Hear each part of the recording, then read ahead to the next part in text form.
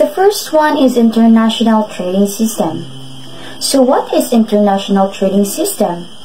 International trading system is the exchange of goods and services between countries.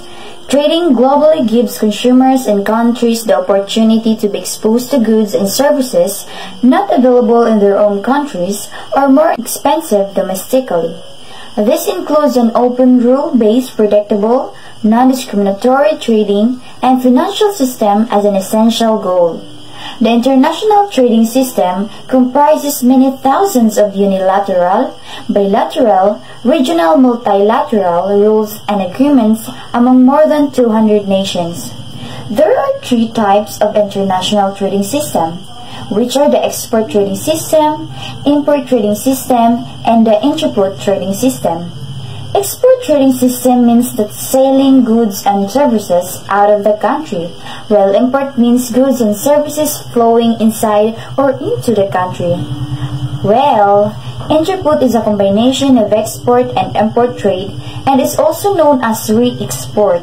It means importing goods from one country and exporting them to another country after adding some value. So we know what our international trading system means and also its types. So let's proceed of its advantages and disadvantages.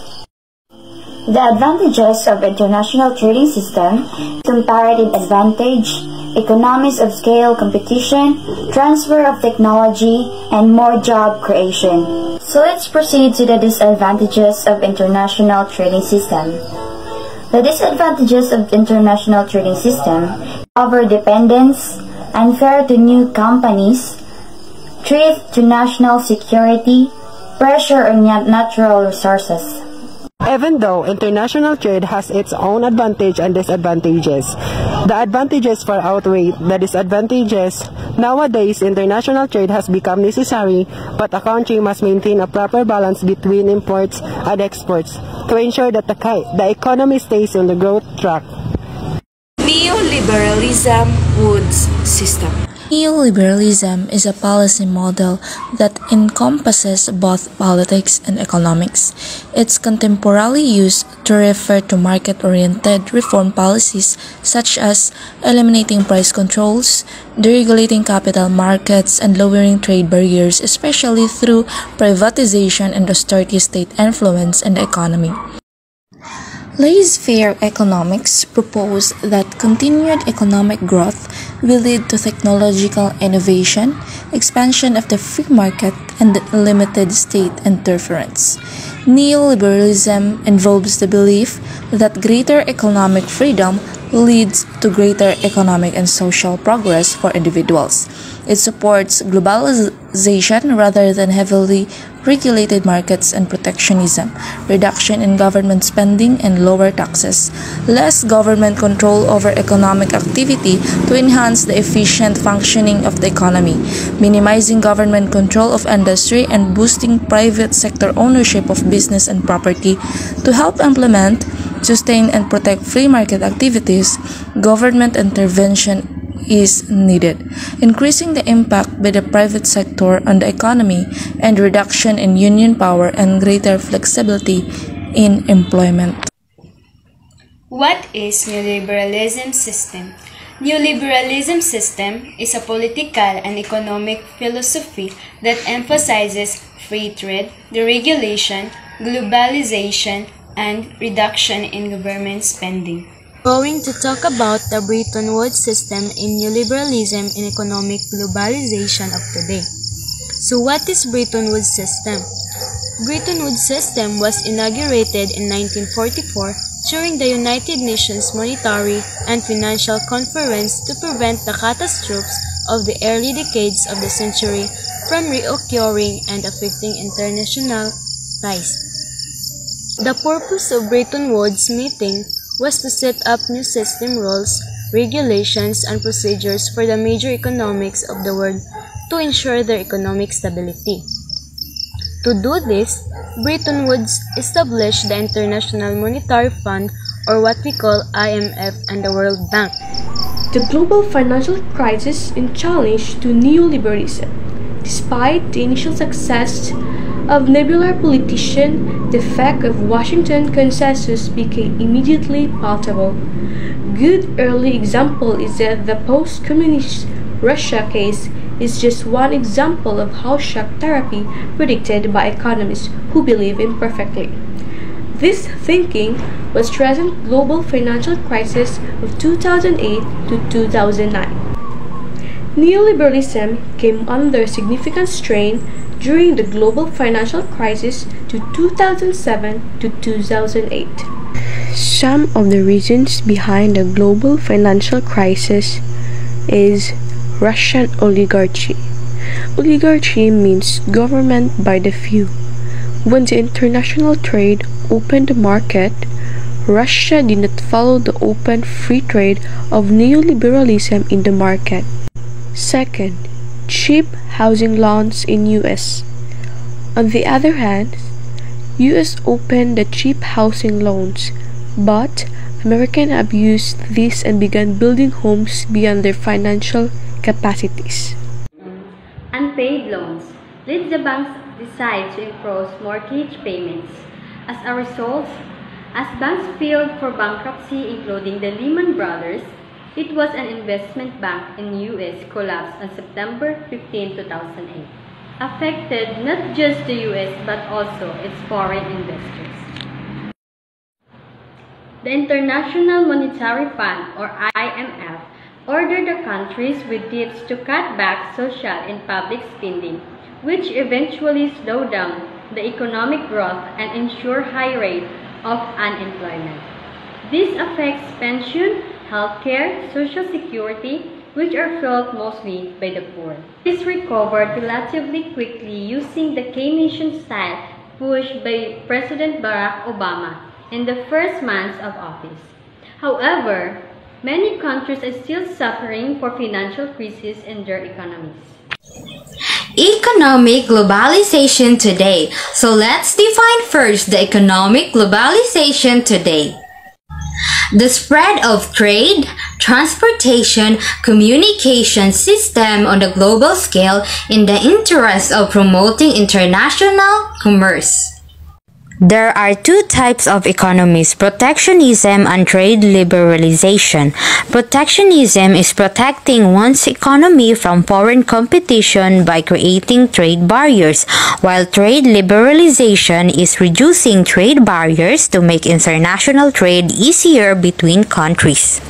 Since the world we are living is globalized, the majority of the country is to decide more with trade liberalization. There are various ways that country can make trade easier with other countries. Free trade, which is trading of goods or services between two or more countries without tariffs or taxes, is one of many ways a country can make trading easier. Another way to make trade easier is to create a trade bloc, which is an agreement made between governments to reduce or eliminate trade barriers. Sustainability, or the degree to which the earth can provide resources for human needs, is one of the main concerns. An example of increasing sustainability of oil and gas is to use more renewable resources like wind and solar power. Specifically, developing the world in a way where the needs at the present-day generation are met while preserving resources for future generation is called sustainable development.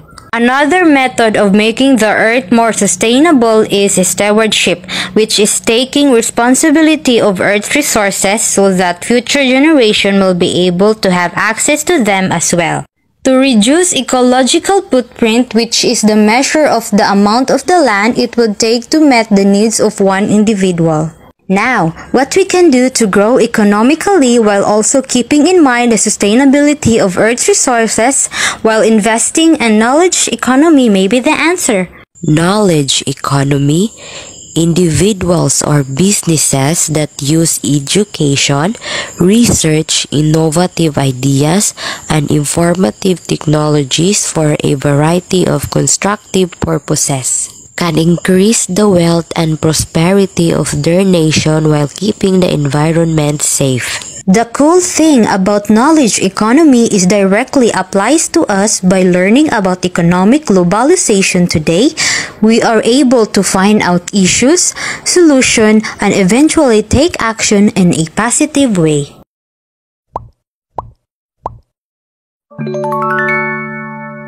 International trading system. International trade is the exchange of capital, goods, and services across the international borders or territories because there is a need or want of goods or services. International trade allows countries to expand their markets and access goods and services that otherwise may not have been available domestically. As a result of international trade, the market is more competitive. This ultimately results in more competitive pricing and brings a cheaper product home to the consumer. Types of international trade. There are 3 types of international trade. First, export trade. Second, import trade. Third, intraport trade is a combination of export and import trade and is also known as re-export. It means importing goods from one country and exporting it to another country after adding some value to it. Neoliberalism wood system. The policies of neoliberalism typically support fiscal austerity, deregulation, free trade, privatization, and the reduction in government spending. Neoliberalism is often associated with economic policies of Margaret Thatcher in the United Kingdom and Ronald Reagan in the United States. The global financial crisis and the challenge to neoliberalism. Some of the reasons behind the global financial crisis. First is Russian oligarchy. Oligarchy means government by the few. When the international trade opened the market, Russia did not follow the open free trade of the neoliberalism in the market. Second, cheap housing loans in U.S. On the other hand, U.S. opened the cheap housing loans but Americans abused this and began building homes beyond their financial capacities. Unpaid loans let the banks decide to impose mortgage payments. As a result, U.S. banks filed for a bankruptcy including the Lehman Brothers. It was an investment bank in U.S. which is collapsed on September 15, 2008, affected not just the U.S. but also its foreign investors. The International Monetary Fund or IMF ordered the countries with debts to cut back social and public spending or reduction of government spending, which eventually slowed down the economic growth and ensured the high rate of unemployment. This affects pensions, healthcare, social security, which are felt mostly by the poor.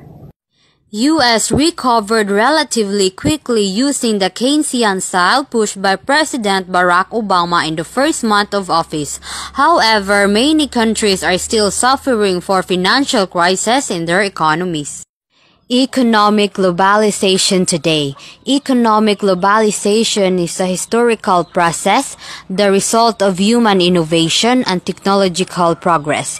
It refers to the increasing integration of economies around the world, particularly through the movement of goods, services, and capital across borders. As globalization has progressed, living conditions, or particularly when measured by broader indicators of well-being, have improved significantly in virtually all countries. However, the strongest gains have been made by advanced countries and only some of the developing countries.